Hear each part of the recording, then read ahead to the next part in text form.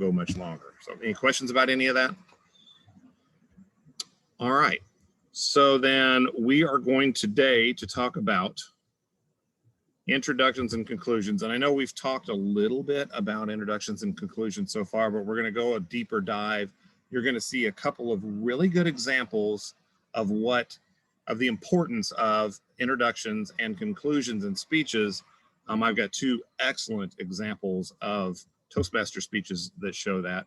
And then also you're going to see someone who's a professional public speaking teacher that goes out to businesses and does this kind of thing. She's going to talk about that as well. So to start off with, introductions in a speech are extremely important. People don't typically put a lot of attention to them, and they really need to. Even in the two speeches that we've seen so far, some people just kind of jumped into their main topic and went on and skipped some of the elements that are in an introduction. But you want to make sure in your introduction that you cover certain elements. For one thing, that's the way they're graded on the rubric, but another, it gives your audience an idea of what you're going to talk about, what's important, how it relates to them, all that kind of stuff. So the first thing you want to make sure you have in your introduction is some kind of an element that gets your audience's attention, that makes them look up from their phone or their book or whatever they're doing and actually pay attention to what you're saying, that gets them interested. And you're going to see some examples. You want to find some kind of element. And I've had some pretty interesting examples of people doing something to grab people's attention. We'll talk about those as we go through today, but you definitely want an element that jumps up and grabs the attention of the audience. You want to state the purpose. You've heard me say this before. Tell them what you're going to tell them. Tell them what you just told them. So you always want to make sure you've got that tell them what you're going to tell them in the introduction. And if you look at the rubric, that means you make sure they know what the central idea of your speech is, but they also know what your main points are. And that's covered when you're creating your general purpose statement, your specific purpose statement, and all of that. You are inserting all of that in there anyway. Put it in your introduction so the audience knows, okay, I'm going to learn about this topic and these things about this topic. Then you also want to establish your credibility. I've talked about that a ton of times. I've got a chat question, I think. Oh, I've talked about that a ton of times. You always want to make sure you've established your credibility. And I think we had some even already in the two speeches where people didn't talk about why they knew about their particular subject. You're going to hear my dog bark, and he's chasing squirrels out here, and I don't want to put him in the house. So, but you want to establish your credibility, tell the audience why you're somebody they should trust that knows about this topic. People skip it all the time. Or what's bad about classes, let's say you do sort of the same topic on your process speech, and then when you get your informative speech, you do the same topic, but you do it slightly different. In the second speech, people will forget they need to establish credibility because they just assume, well, I talked about this in the last speech, so they already know I know about it. You can't approach it that way. You have to approach it as though it's an all new audience. You need to establish your credibility. And you want to do that because you want to get in the practice of doing it all the time. It's just one of those things. When you get out to do your speech in your introduction, you establish your credibility always. The goodwill part is you want the audience to understand that they're going to gain something from knowing about your topic, and you're looking out for them. The audience wants to feel like you're in their favor, and you want to establish that rapport, that goodwill. It's why you make eye contact with them. It's why you smile at the audience. You want to also talk about this is what you can gain from knowing about this, so they know you're looking out for them.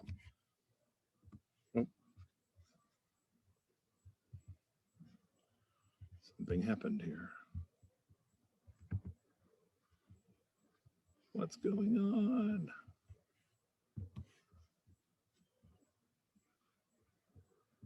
I have not tried to do this on my laptop before. Oh, there we go. So the other thing is you want to preview your speech.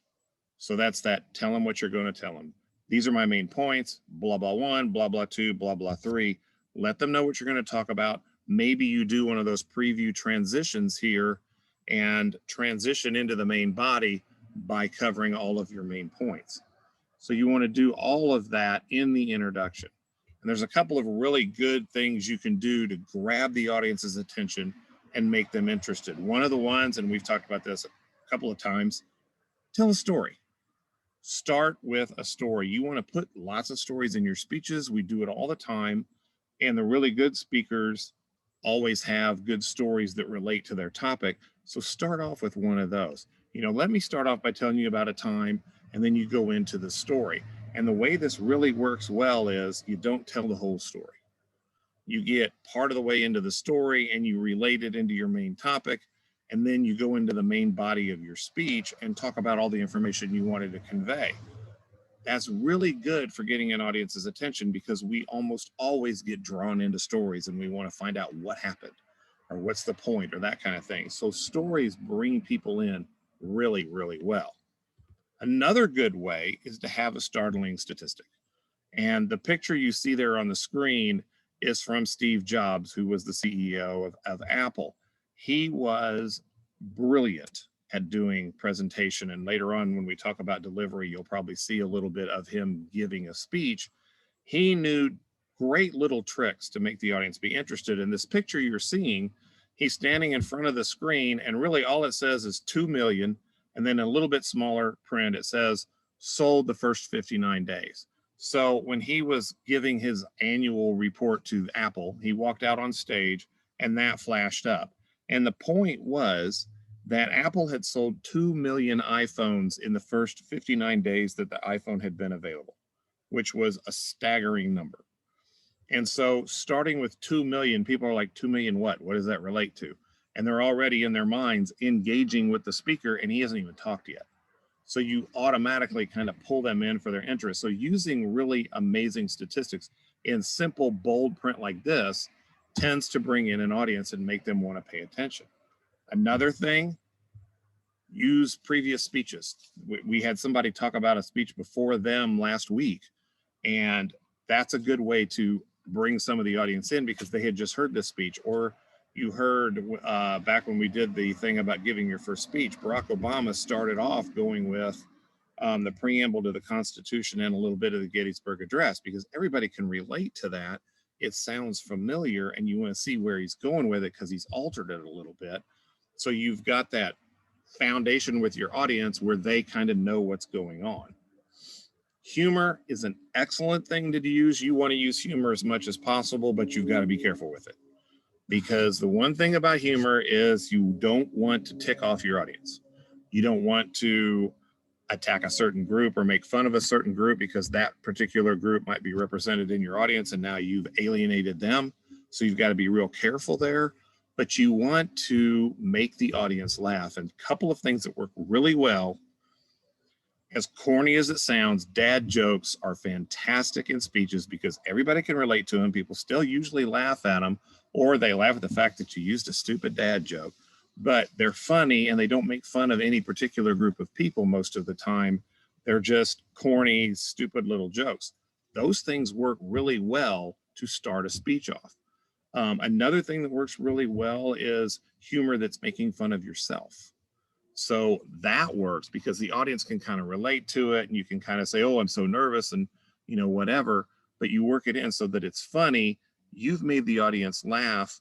Typically when they laugh, they automatically start liking you, which is one of those things you want. Then another thing you can do is start with a quotation. We've seen a couple examples of those when I gave you one of the examples of a self-introduction speech. The girl started off with a quote, and I forget who she quoted, but she quoted somebody, and it was somebody we could all relate to. That's a really good way to start off a speech as well. The audience goes, oh yeah, I remember that. And then how does this relate to what you're talking about? I've also had people do really startling, crazy things when they do their speeches. I had a student a couple of years ago walked out and he was dressed in sweats. So he had like a running suit. And he got up in front of the audience, and his point was that you need to take the time to get to know people rather than just judge them by the first impression we get. And we're real bad about doing that anyway, right? And don't judge a book by its cover was sort of what his thesis was. So he got up in front of the audience and in class and started talking, And about a minute and a half into his speech, he reaches down and he rips the running suit off. It was a tearaway, and he was in a three-piece suit and tie. And everybody in the audience went, "Oh, wow, that was kind of cool." You know, it caught everybody off guard because they weren't expecting it. Or I had a student one time who gave a speech about Disney, the Florida one, Disney World. Yeah, Disneyland's California.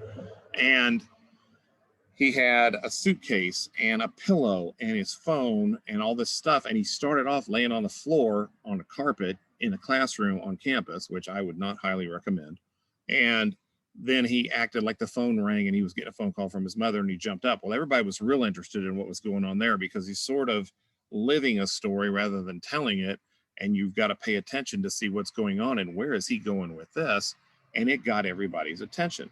So all kinds of different creative ideas can be used to bring your audience in. And so I'm going to show you a really good example of one of those. So this is one of those Toastmaster contest speakers. This guy won the year that he spoke.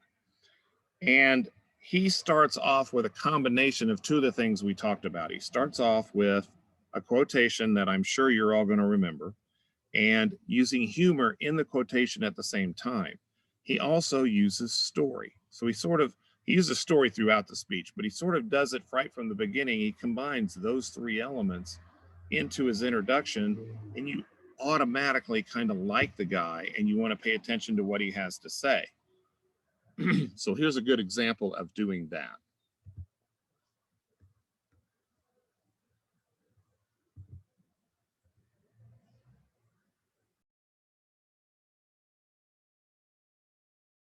Contestant number 1, Guan Yu Yang, fortune cookie.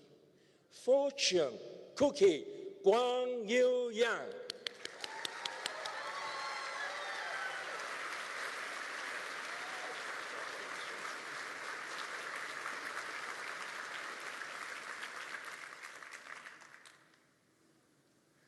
My mama always said, life is like a box of fortune cookies. You never know what you're gonna get. Ladies and gentlemen, fellow Toastmasters, Elvis Presley, contest chair. Have you ever received a fortune cookie that was full of bad advice? Yeah, my life feels like a box of fortune cookies, full of bad advice. You see, I was a little Chinese boy growing up in Australia, and knowing what advice to take was like mixing soy sauce and tomato sauce. They don't match. You see, I was this little boy, and when I should have been outside playing, Tiger Mum had me locked up studying. And as a college student, when I should have been home studying, I was outside playing. All my life, it was hard for me to know what piece of advice I should take. And then one day, I took my best friend Andy's advice. He said to me, "Kwong, quit your job in Australia and let's move to China." You see, in China, that's where it's all happening. That's where the money's at. I got friends, I got family, I got connections. We can start our own business. We can run a factory. We can even sell fake American goods.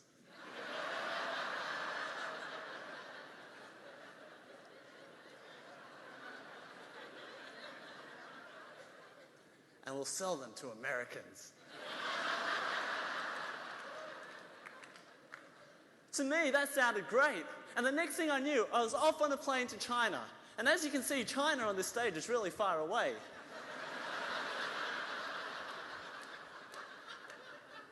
But when I finally got here, I went straight into the countryside, straight into a factory, and straight into digging coal.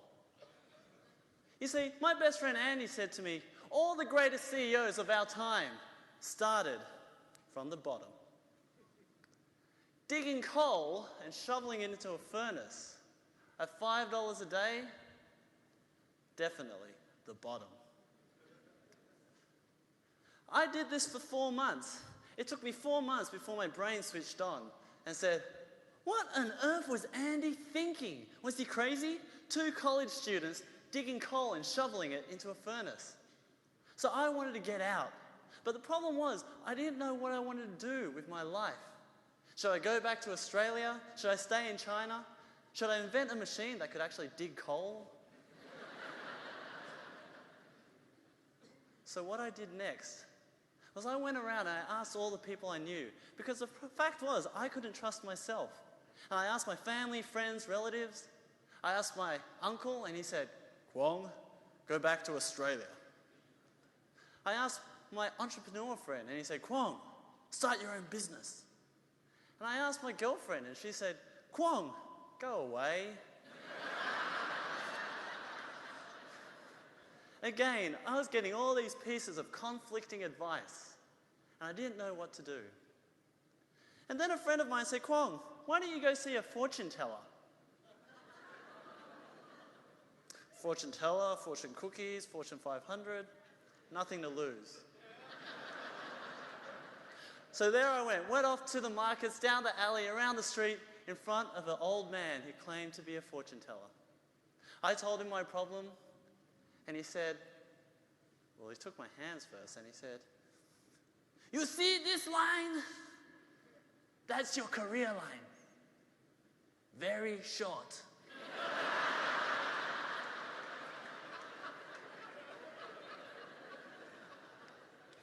And you see this line?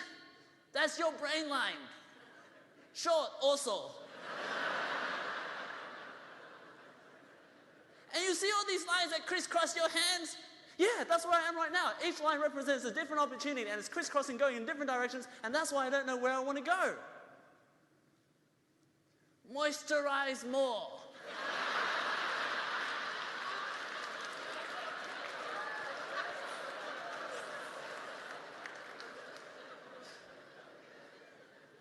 Since when was fortune telling skincare advice? And that's when it dawned on me that the answer was in my hands. You see, nobody could moisturize my hand but me. Yeah, hopefully. And nobody could keep my hands dry and rough like me. See, when I went around asking people what did I want in life, it was like pulling their hands across and saying, what am I going to do in life? What job do I want? What am I passionate about? How would they know? The answer was with me. The problem was, I just didn't trust myself. And isn't it easier to go blame others than to blame? That's when I took my life back into my own hands. I quit that job in the factory. I didn't go back to Australia and I didn't go start a business. I looked at what I really wanted in life. And I just wanted a flexible job that would give me the time and the energy to do the things I love, like public speak, entertain, and to do sports. That was the key. And I didn't tell you that day when I left the fortune teller. He gave me a tube of moisturizing cream and a fortune cookie. And when I broke open the fortune cookie, the message was blank. Best piece of advice I ever got. The answer for me and the answer for you is not in a fortune cookie or with some fortune teller. It's not within his hands, her hands, or anybody else's hands. Trust yourself. The answer is in your hands.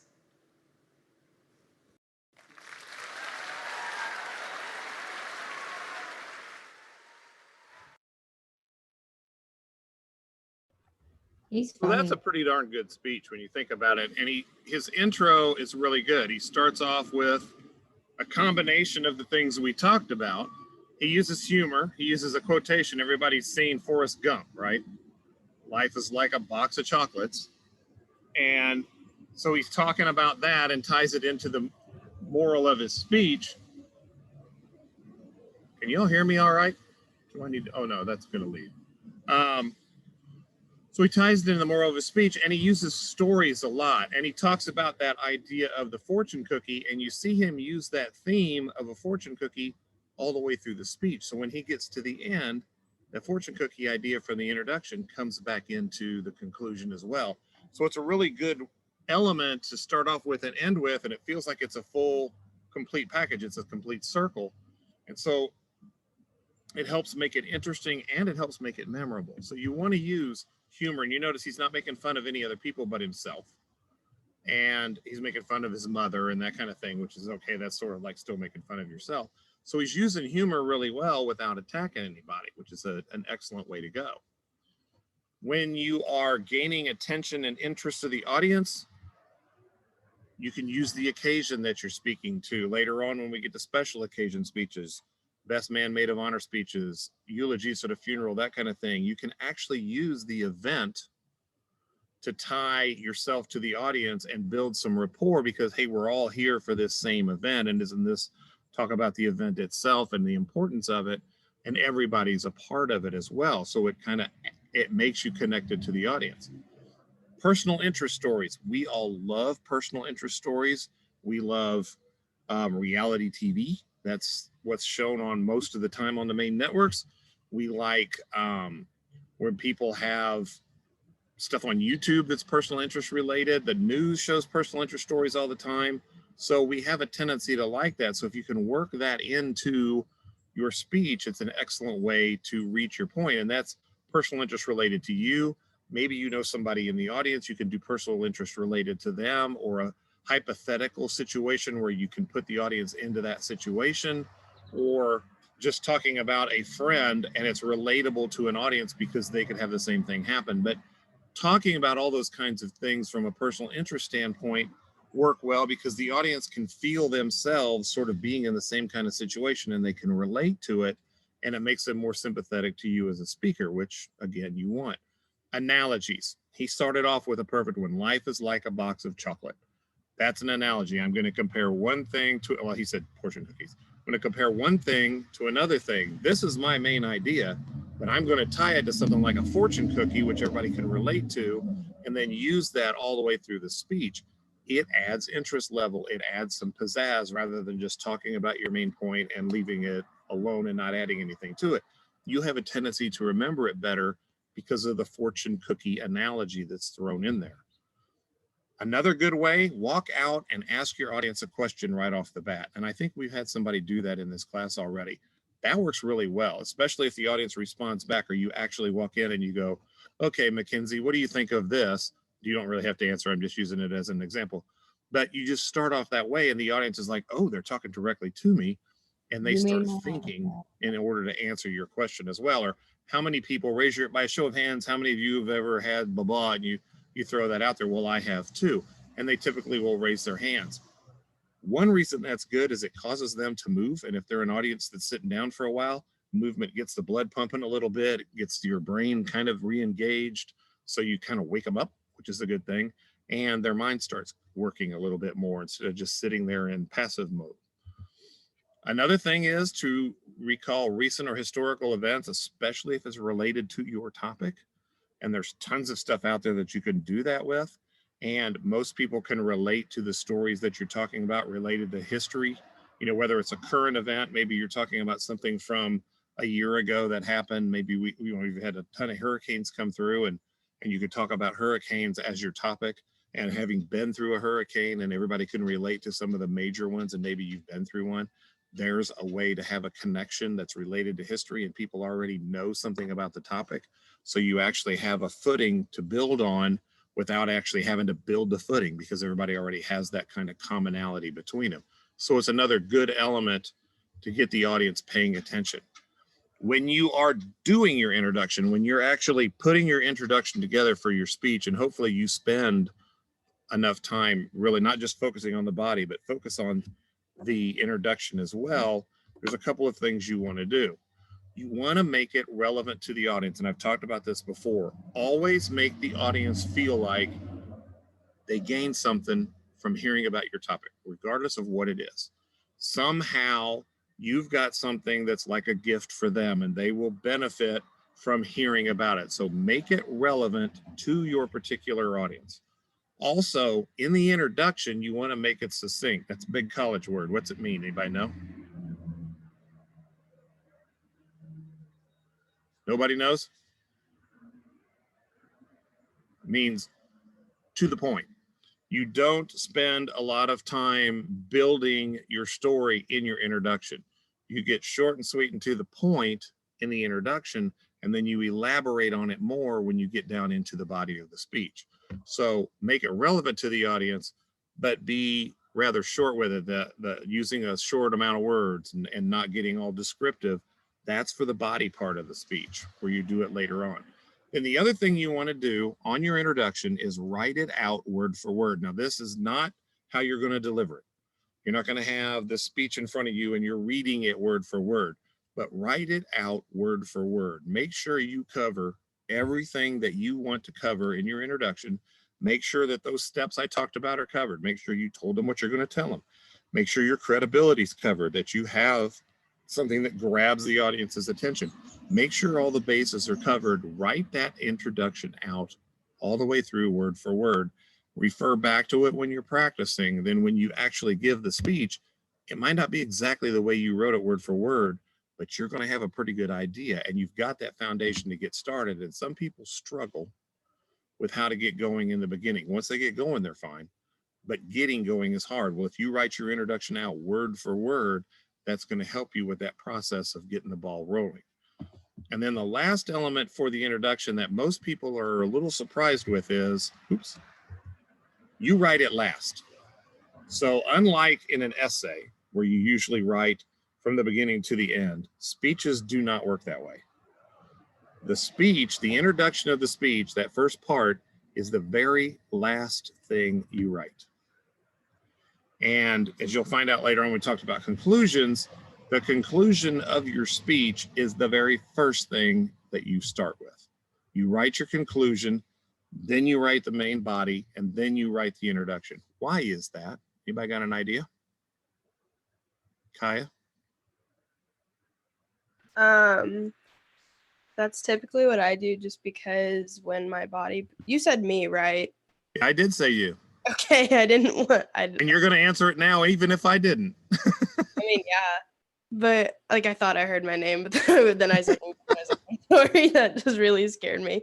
So like I write my body paragraphs before I write my intro and conclusion because I want them to all like flow and correlate. And like in the past, if I've written an introduction before my body and when I go back to my intro, it doesn't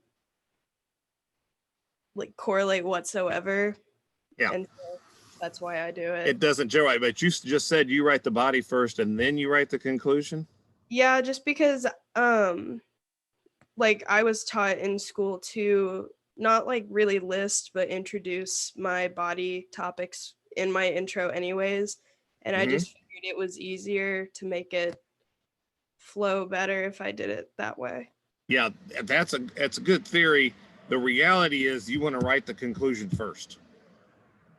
So even before you write the main body, you want to write the conclusion. And the reason is, and it was you actually said this, you have at times found it difficult to make a gel right if you start at the beginning. You don't know where you're going until you have the end point. So to do that well with a speech, write the end point first. So you write the conclusion first so that you know where you're going with your speech. And then everything you do after that, that whole body of the speech is going to flow into the conclusion because you already know what the conclusion is going to sound like. And then you get the body written and then you write the introduction so that it flows really well. What were you going to say? I was just going to make a comment that really doesn't matter. I've never written my conclusion first. I've just always written my body, or no, I don't know what to say. I'm sorry.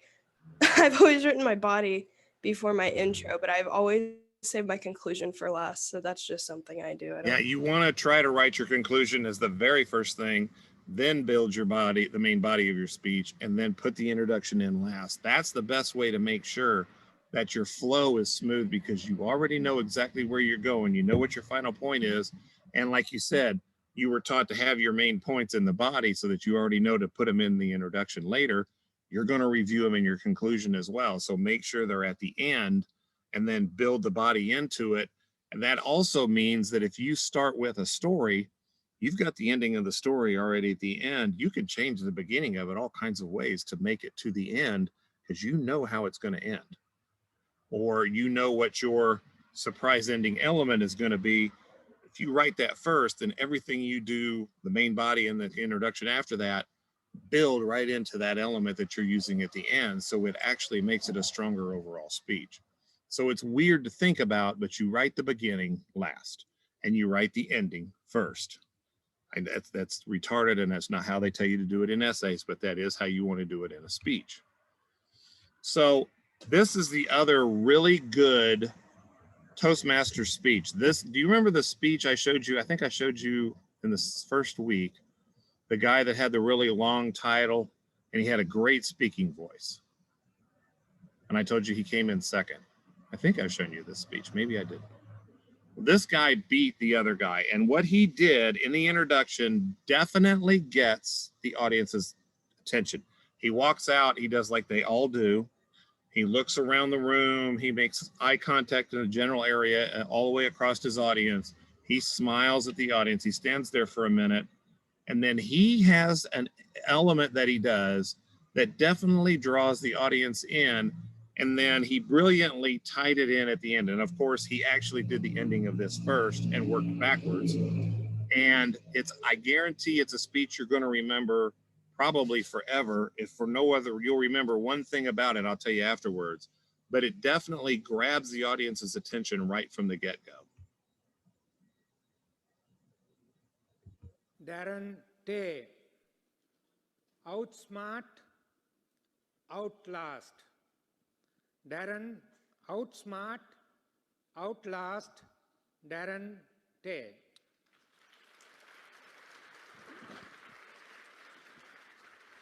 All the best.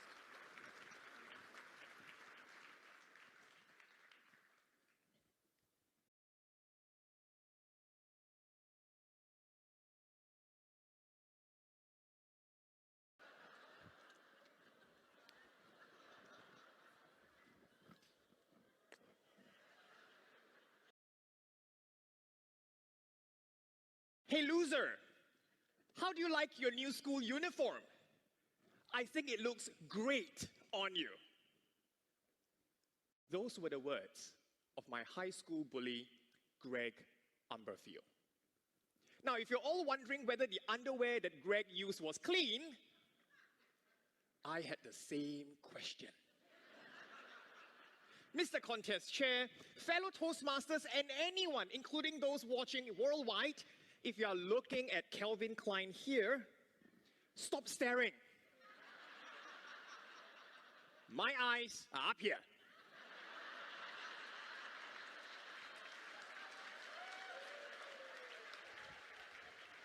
At age 14, when I go to school, my high school bully, Greg, would stop me in my tracks during recess and would tell me, I'm going to so get you outside, I'm going to knock you in your teeth, punch you in the gut, and laugh at your sorry behind. Well, he didn't quite use the word behind. I just cleaned it up because this is a Toastmasters program. And ever wondered why bullies always felt the need to tell you the exact sequence they're going to bully you?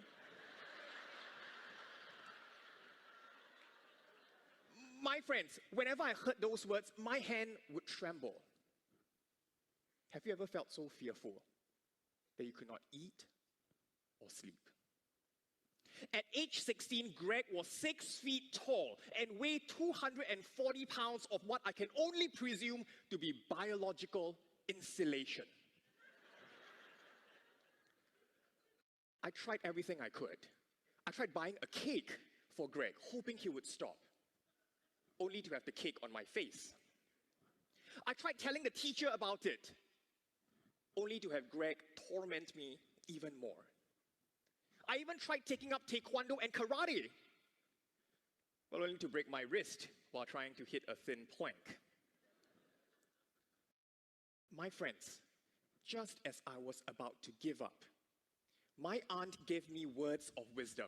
She said, the way to deal with bullies is not to hide or run. The way to deal with bullies is to outsmart and outlast. It was like a light bulb in my mind that went bing. I can do that. And with whatever 14-year-old smart brain I had, I managed to outsmart and outlast Greg. I changed to a new school.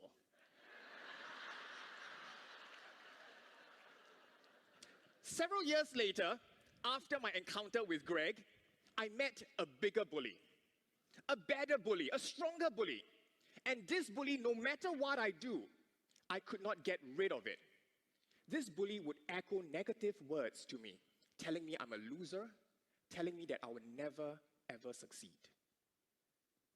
My self-esteem would be so damaged that some days I would just want to lie in bed, not wanting to get up. Have you felt that way before? This bully knew my schedule so well and would stalk me 24/7. And I could not run away from this bully because this bully resides here. The bully is inside me. My friends, as much as we try to deny it, we are our toughest and strongest bullies. We beat ourselves up and put ourselves down. Have you ever felt that you were not good enough? I felt that way. At times, we are our worst enemies. And at this point in time, if you are wondering, how long is Darren going to have his underwear outside his pants? This is the World Championships of Public Speaking Grand Finals. Isn't 5 minutes too long? If you felt that 5 minutes was long, how long have you been wearing your invisible underwear outside your pants? How long have you permitted your inner bully to take charge of your life? 5 minutes isn't long. Now, I remembered the inspiration, outsmart and outlast. But this time around, I could not change to a new neighborhood. I could not change a new brain. I could not run away. Something else must change. And this was when there was a turning point in my life. I met another Toastmaster. This Toastmaster uplifted me and changed my life forever. His name is Greg Umberfield. I met Greg. I was shocked to meet him at a Toastmasters meeting. Since when did the Toastmasters logo turn from where leaders are made to where bullies are made? Greg, by the way, is now a counselor teaching teenagers to combat bullies. Who knew? And this was what Greg told me. He said the best way to deal with inner bullies is not to run or hide. You cannot run away from the bully here. The best way to deal with it is to stand firm, face it, and acknowledge its presence. When you do so, you are no longer identifying with it. You are stepping out and observing it. It's like instead of being out there in the storm, you're now in the house watching the storm. Your inner bully will weaken and fade. I was thinking, wow, that's profound. How come you didn't tell me when I was 14? My friends, I'm standing on stage now before 2,000 of you and many more watching worldwide. But I'm not afraid anymore. I'm in control because I'm acknowledging it. I'm stepping out of it, observing it, and watching it weaken and fade. My friends, let us all not run away from our inner bullies anymore. Let us all face our inner bullies, acknowledge its presence, and fight. Let us all be vulnerable together as a family. supporting one another. Because we can all outsmart and Mr. Toastmaster.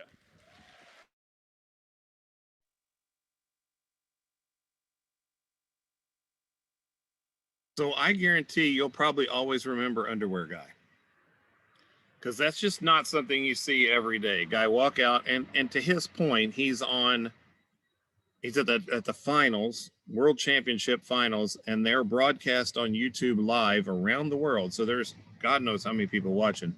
And this dude walks out in a suit, pulls out a pair of tidy whities and puts them on over his suit. And there's just not that many people that would do that. And so it stands out and it makes the audience go, my God, what's going on here? And then he works that into his speech.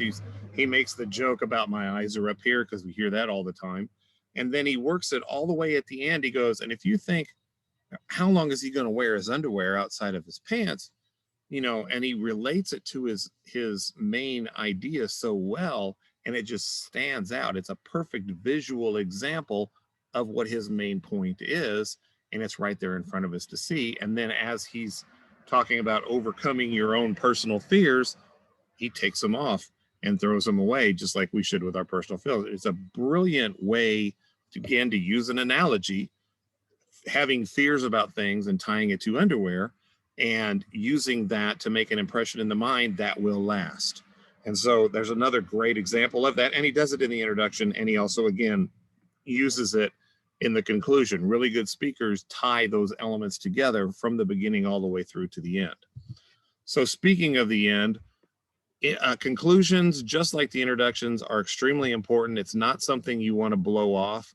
Unfortunately, a lot of times speakers will be running out of time. They're paying attention to, oh, I've got 5 minutes and I'm running out of time. And they'll go, well, that's it. That's a horrible conclusion to a speech.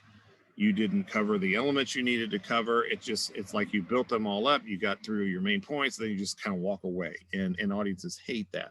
So you want to take your conclusion and make it as important as the rest of your speech, and remember to use it and incorporate the ideas of a good conclusion. So you want to make sure it closes up all the loops, that you've made your point. You talked about it in the introduction, that you went into detail during your main body, and you always want to make sure you review it in the end. You want to review your central idea. You always want to review your main points. Every time you get to a conclusion, make sure that time is there. If you remember back last week, we talked about introduction should be 15% of your total speech time. Conclusion should be 10% of your total speech time. Work that in. Put as much attention into that 10% as you do the rest of the speech, because it's that important. You also, in your conclusion, want to let the audience know the end is coming. So you have some sort of an element, and this shows up in the rubrics. Did you have a concluding element? So to sum things up, or to, in conclusion of my speech, or we've come to the end of our time, but let me just remind you. Have some kind of an element there that the audience knows, okay, this speech is about to end, and they get ready to applaud, because you want to have the applaud. We'll even applaud here, I hope, at the end of speeches. But prepare the audience. Don't just stop and walk away, because that really irritates audiences to no end.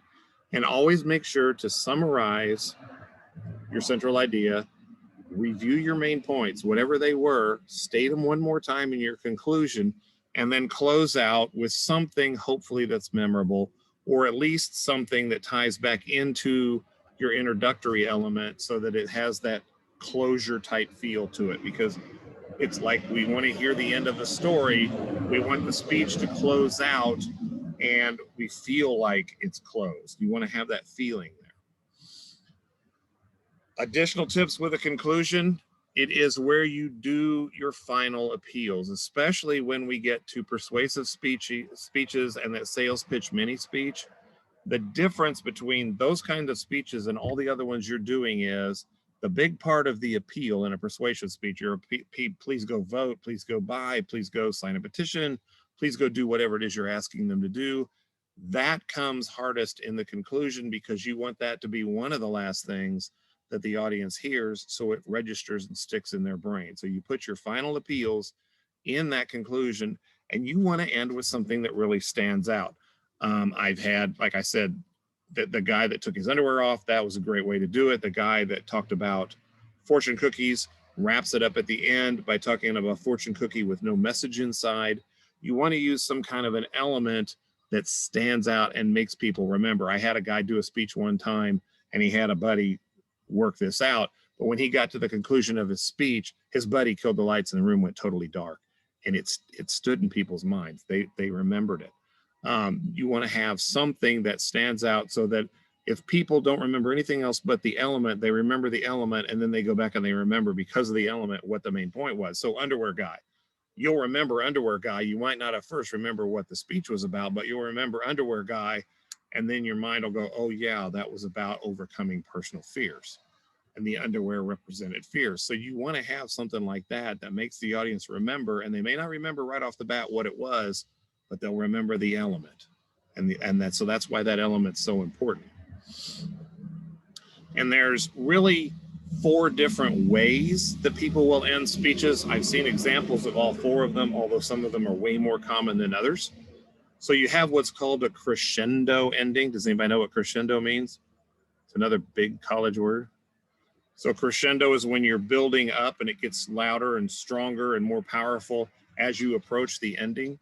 The best example, I'm not going to show you the speech because it takes 35 minutes, but Barack Obama spoke at the University of Arizona back when Gabby Giffords was shot, and there were, I want to say, 6 or 7 people killed in that speech, and they had a memorial service at the university, and he flew out to speak at the memorial service, and he started off very somber, and he spoke about the victims who had died and all of that kind of stuff, but he also wanted to build up hope in the audience and in the country because this was televised nationwide. He wanted to build up hope in the audience and sort of inspire them to try to make a change as well. And so he used a crescendo ending, and he picked one of the victims who happened to be 9 years old. She was shot and killed at 9. And he talked about her towards the end of the speech. And he talked about how we needed to try to become the kind of country that she thought we were. And he's building up his volume of his voice, and he's putting more emotion into it, and he's getting more animated with his gestures and that kind of thing, and it's building up. And he got a standing ovation in Arizona, which is a heavily Republican state, and here is a Democrat president who gets a standing ovation from all these people, and he got it because of the crescendo ending. You build up the excitement. It's really common in persuasive speeches if you really want to inspire the audience to go out and do something, or if you ever are working in sales, a sales manager will pull all the salesmen together and try to get them wound up to go out and sell more, and they'll use a crescendo ending. They're trying to build up the energy and build up the excitement towards the end so that by the time you're at the end, you're like, ah, and you go. So a crescendo ending works really well in those kind of applications. Another type would be a dissolve, which is the complete opposite of a crescendo. You don't see very many of these, but as you approach the ending, you slow down your speaking rate and you drop your volume a little bit, and it just gets more calm and it gets more quiet. That's sort of what a dissolve ending feels like. The best example of it, and if you really want to see one of these, it's on YouTube. General Douglas MacArthur, who was a World War II general and in Korea as well, he was the commander of the American forces. When he decided to retire, and he had been in the military his whole life, and he was in his 70s, I think, when he finally decided to retire as a general, he flew back to West Point and gave an address to the cadets at West Point, and he used a dissolve ending. And I have played it in class, and it almost puts people to sleep because it takes 5 minutes to do this dissolve ending. And he's using it for the purpose of demonstrating auditorially that he's come to the end of his time of service. And so he slows down his speaking and his volume, and he gets huge space between each individual words. And when you're hearing it, you almost think he died at the end of the speech. And that was the effect he was purposely trying to bring about, was, and now I am gone, goodbye. And it was like that. And that was the end of the speech. It was effective because it made you realize he's gone. And it felt like he's gone. So sometimes you do want to use a dissolve ending for a particular reason because you're trying to achieve a particular thing. Also appeals. So this is, again, a persuasive type of thing. You go in and you appeal to your audience. Please go out and vote. Please go out and do something. Please, take what I've told you and spread the word to others. Appeal endings work well because you're asking for something right at the end and the audience feels like, yeah, maybe I'll go out and do that. The other type that's related to that is a challenge ending. A lot of really hardcore salespeople will use this kind of a message, and really strong. There are some audiences, when we talk about audience analysis, this will make more sense, but there are some audiences where a challenge ending works better. And instead of appealing to them and saying, please go out and blah, blah, blah, you change it a little bit and you say, you know what? I don't think any of you are strong enough to go out and do this, but this is what needs to be done. And you sort of challenge the audience to get off of their butts and go do something. And sometimes with certain audiences, that really gets people motivated. So when you've done a good audience analysis and you know the general type of people you're talking to, you use a challenge ending. But you want to think about one of those kinds of endings typically in your speeches.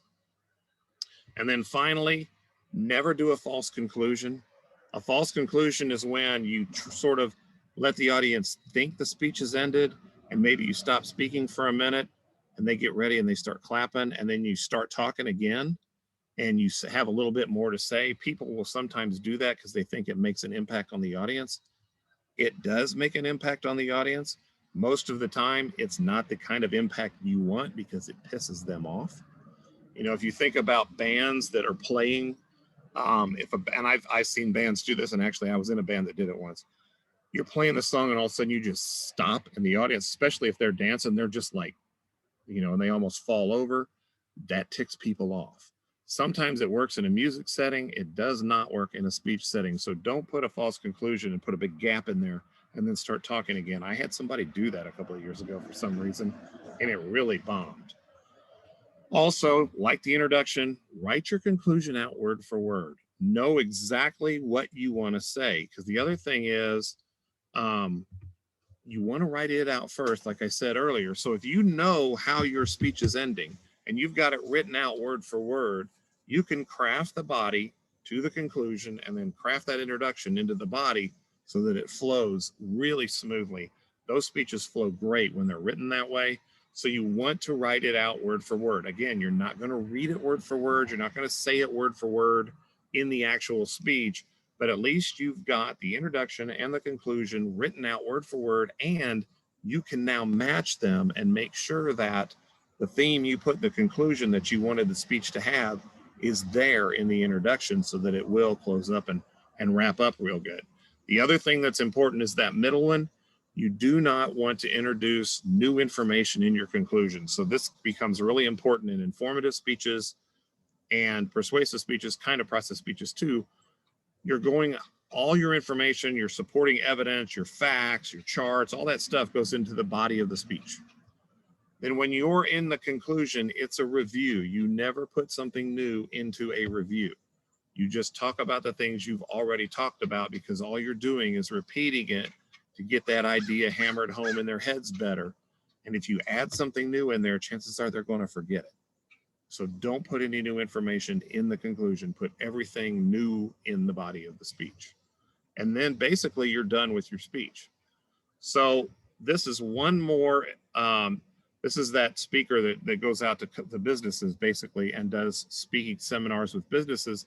And somebody has asked her about, how do I write my introduction and make my conclusion and make it flow right? And she does an example of how to make that work. And she uses an analogy of a car with using communication skills. So it's a really good example in a practical application of what we've been talking about.